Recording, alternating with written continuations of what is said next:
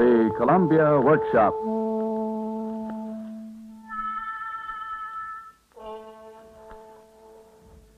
Good evening, ladies and gentlemen. This is Deems Taylor speaking. As most of you probably know, the Columbia Broadcasting System has just commissioned 6 American composers to write 6 orchestral works designed primarily to be heard over the radio. 2 of them, Aaron Copland and Roy Harris, are in the studio tonight, and the other 4, Louis Greenbelt, Howard Hanson, Walter Piston, and William Grant Still, are listening in. They are listening because this broadcast is not only for your enjoyment, but also for their information. We want to show them something. I'll explain just what it is that we want to show them, and you, after you've heard the first number on tonight's program, an orchestral arrangement of one of a group of pieces that the great French composer Claude Debussy wrote for his little daughter, called The Children's Corner. This particular piece, played by the Columbia Symphony Orchestra under Howard Barlow, is The Gollywog's Cakewalk.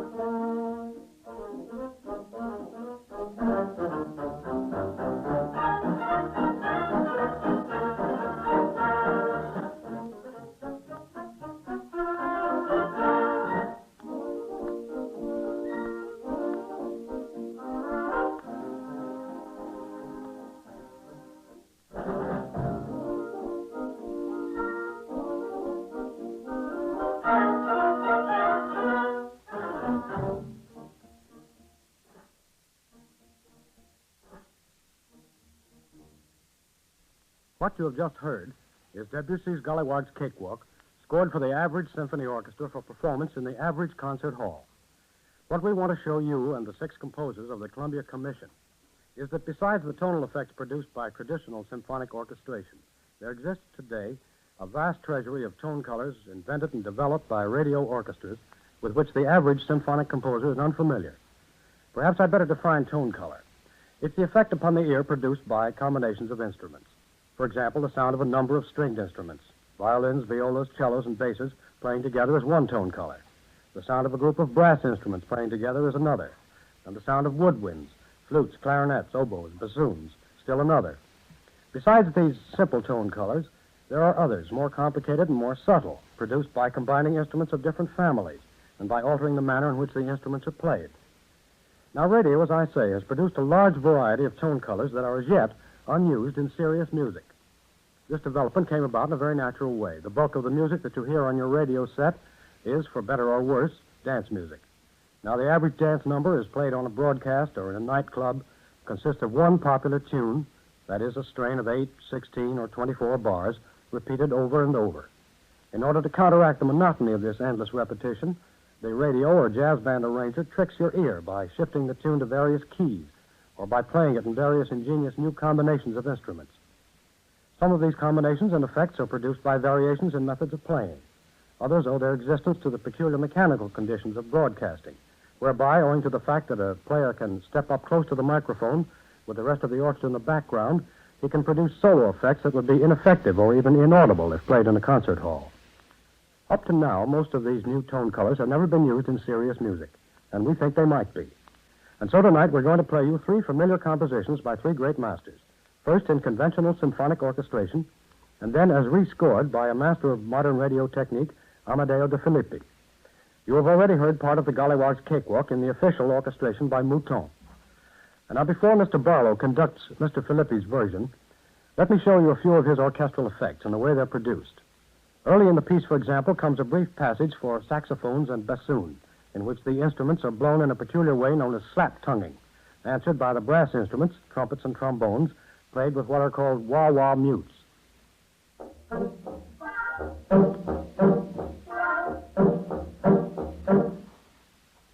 A few bars further on, we have a slap-tongue saxophone carrying the air, accompanied by violins and a slow glissando, that is, a sliding up and down the scale with no perceptible break between the notes.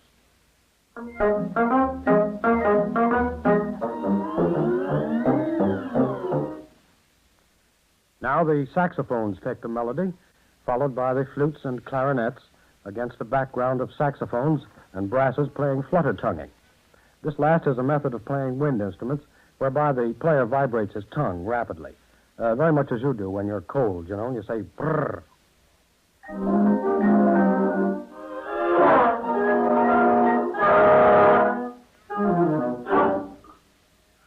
Next, the trumpet plays the melody, the player alternately opening and closing the bell of the instrument with the palm of his hand. At the end of the passage, something that an old-time symphony player would claim to be impossible, a trumpet glissando.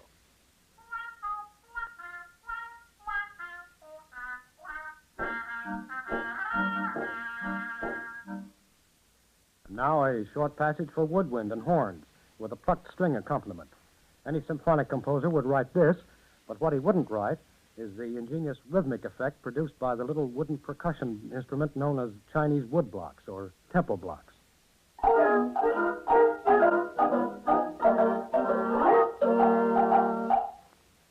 The last 4 bars are unusual. A glissando for the harp, followed by a glissando for clarinet and kettle drums. 2 effects that, as any old-school symphony player will tell you, are impossible.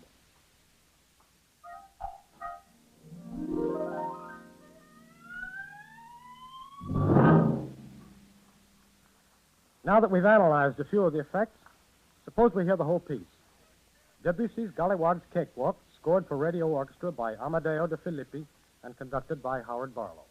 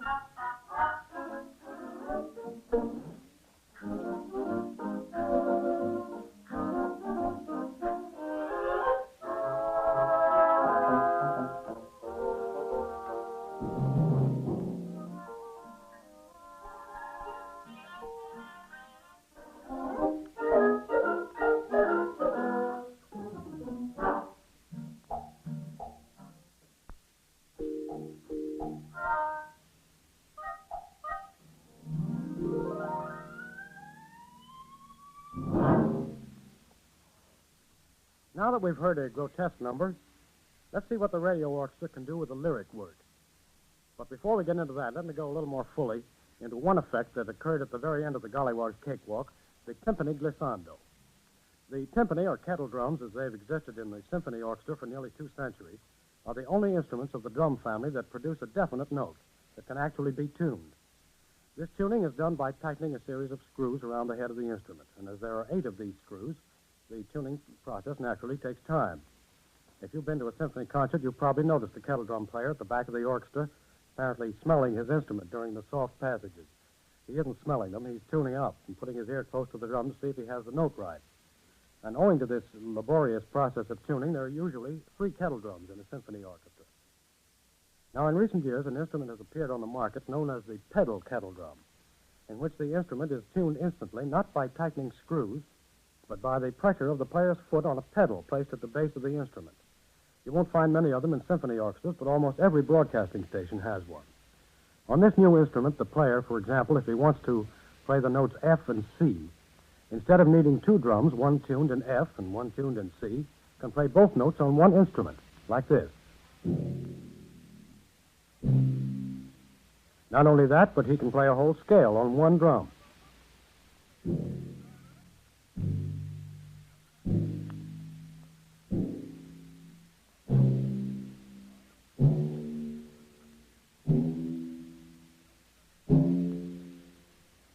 Or he can play a chromatic passage, glissando, like this.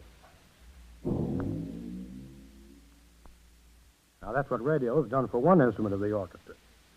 Another thing, of the 3 pieces we're playing this evening, 2 were written originally not for orchestra but for piano. Now, we made this choice deliberately for the simple reason that we didn't want to seem to be criticizing the orchestral technique of the master we're playing. We didn't want to seem to be saying, this is how Debussy would have written for the orchestra if he'd known his business. He knew his business.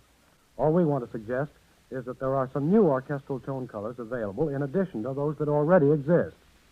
We don't want to create a new musical language. We only wish, with all respect, to add a few new words to the existing vocabulary. Now, suppose we take our lyric piece. Robert Schumann's well-loved Tourmaline, played first in Theodore Moses' arrangement for string orchestra, conducted by Howard Barlow.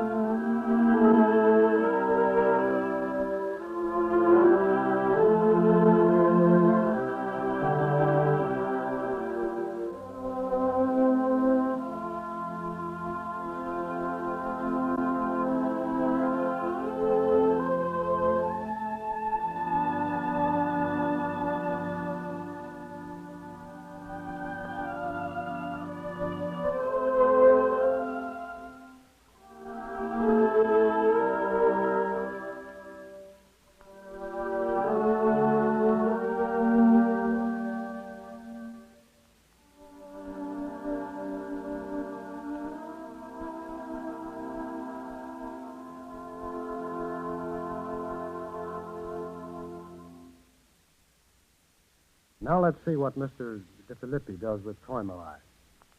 He scores the opening phrase for brass, playing with cup mute. First, let me show you how the passage sounds as played with straight mute, the ordinary mutes used by all symphony players.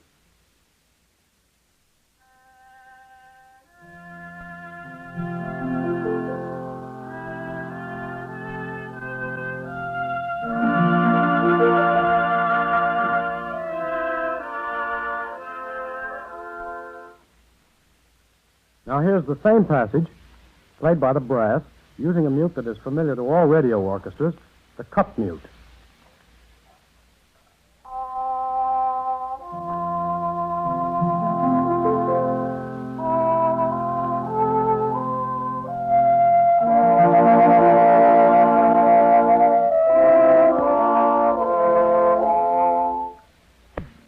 Now comes a passage played by a solo trombone, using a cup mute, and answered by another trombone using what is known as a Harmon mute.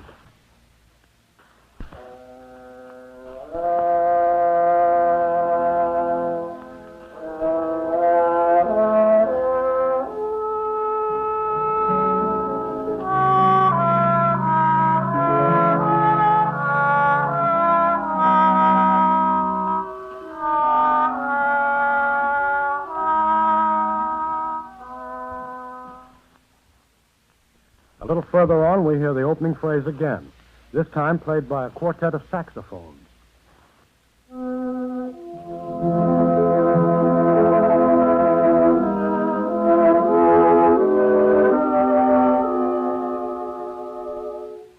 They're answered by the brass section, this time using still another variety of mute known as the solo tone mute.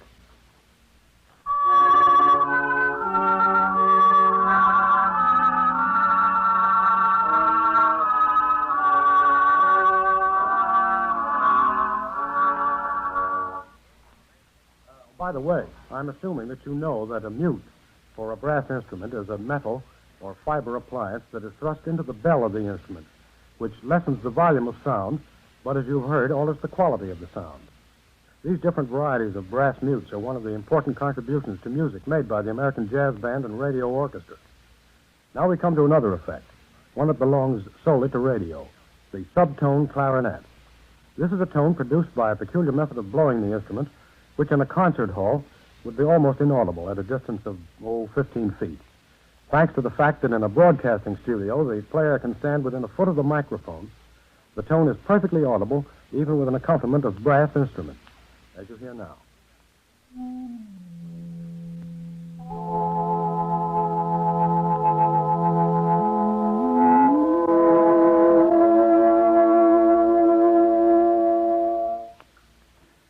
Now we have an effect that is seldom heard in concert, a solo for the double bass in its highest register.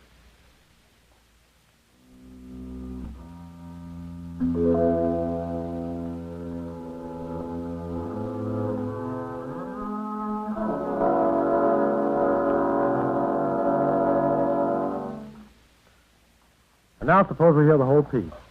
Schumann's Träumerei, as scored for radio by Amadeo de Filippi and played by the Columbia Symphony Orchestra under Howard Barlow.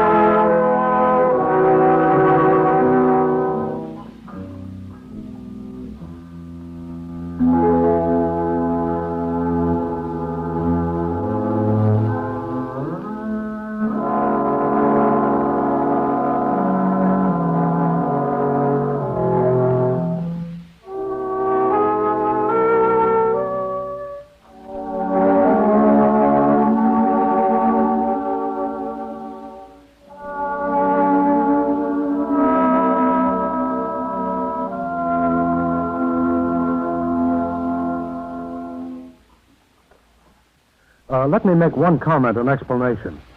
It may seem to some of you that these arrangements of Mr. De Filippi's are almost too elaborate, and that the effects, some of them lasting only 3 or 4 bars, tread upon each other's heels so fast that the final result is almost too colorful, too rich. Well, that may be so, but let me remind you that tonight you're not at a concert. You're in a laboratory. Mr. De Filippi is trying to show you and our 6 composers what can be done, not necessarily what should be done all the time. If we succeed in giving you some idea of the resources of the modern radio orchestra, we shall have accomplished what we set out to do. And now for our third number, the Farandole from Georges Bizet's La Lésienne suite. Here's part of it as Bizet wrote it.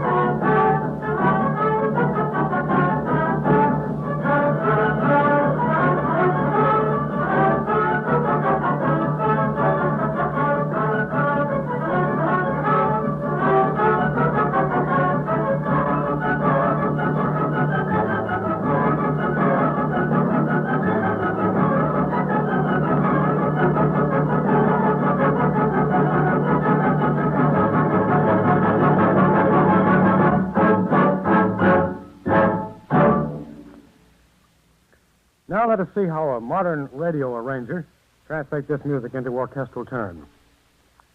First is the opening theme, played by the strings col legno. This is a method of playing whereby the musician taps the strings with the wood of the bow. It's an effect frequently written for the concert hall, but seldom heard, because the listener hears all bows and no notes.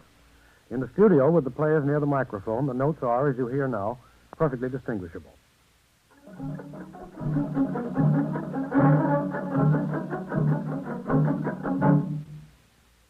Now a passage for trumpets, played with still another mute, known as the gabbo mute. The tone produced by this mute is almost too delicate for the concert hall, but is perfectly effective through the microphone. It is accompanied by strings playing pizzicato glissando, that is, plucked with a sliding tone comparable to that produced by a Hawaiian steel guitar.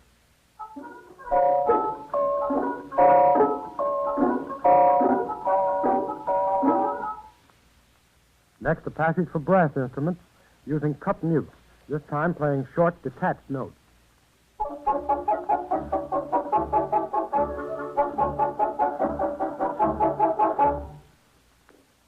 Now the brass is playing without mutes, but with felt hats hung over the bells of the instruments.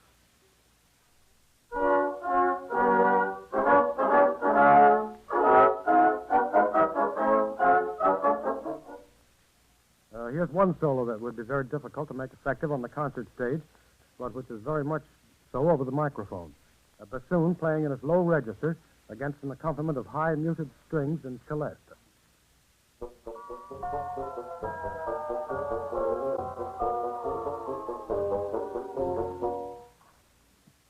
And now let's hear the whole thing. The Farandole from Bizet's Arlésienne Suite, rescored for radio by Amadeo de Filippi with profound apologies to Georges Bizet and played by the Columbia Symphony Orchestra under the direction of Howard Barlow.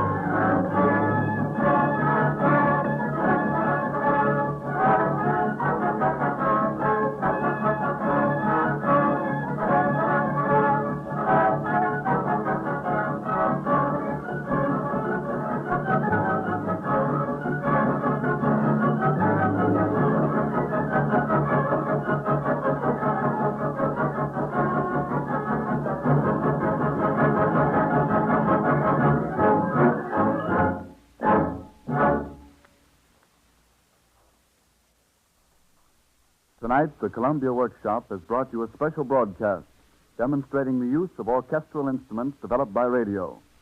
The program was called to the special attention of the 6 American composers who have been commissioned by Columbia to write music for the microphone. Dean Taylor, musical consultant of the Columbia Network, wrote the comments which he made, and the special musical arrangements were made by Amadeo de Filippi.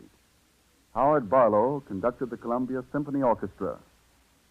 The Columbia Workshop, which is under the general direction of Irving Reis, was directed tonight by Davidson Taylor.